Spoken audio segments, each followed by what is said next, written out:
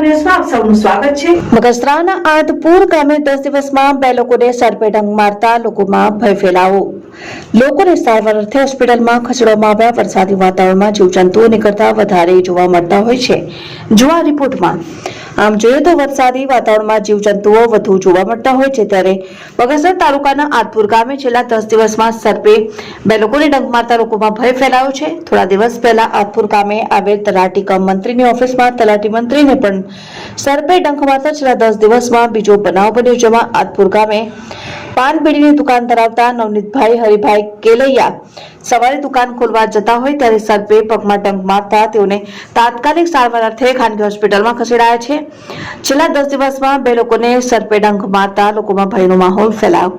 ઘટનાની જાણ થતાં જ હરેશ કેલૈયા, વિરલભાઈ કેલૈયા સહિત લોકો દોડી આવ્યા હતા અને નવનીતભાઈ કેલૈયાને તાત્કાલિક સારવાર અર્થે હોસ્પિટલમાં ખસેડવામાં આવ્યા છે અને ગામ લોકોએ આવા જીવજંતુઓ ગામની અંદર હોય તેને દૂર કરવામાં આવે તેવી માંગ કરી રહ્યા છે।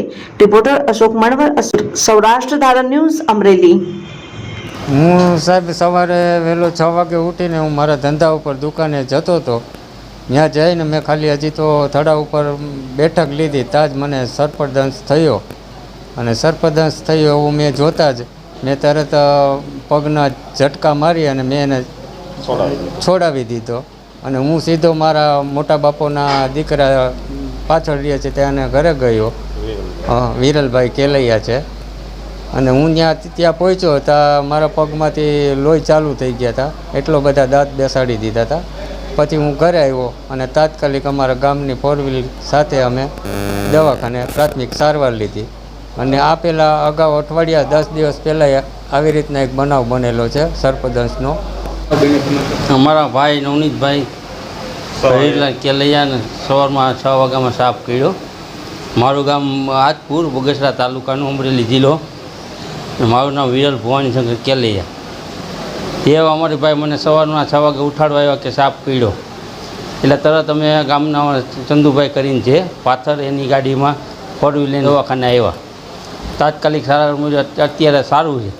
આ રીતના અમારા ગામમાં બીજો બનાવ બનેલો। અમારા તલાટી મંત્રી આદપુર ગ્રામ પંચાયતની અંદર ત્યારે એને 8-10 દિવસ પહેલાં એને આવું થયું હતું, તાત્કાલિક અમરેલી એને લઈ ગયા હતા સારવાર આપવા।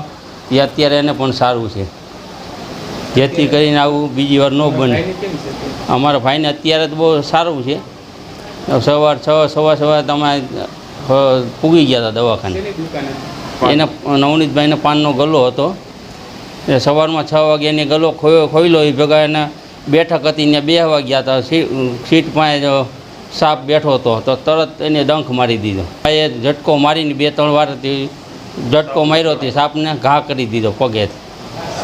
હા, સાપને પકડી લીધો છે। અમારા ગામની અંદર આવ્યા હતા પકડવા, ફોન કર્યો તો એ પકડી લીધો અને બહાર મૂકી આવ્યા।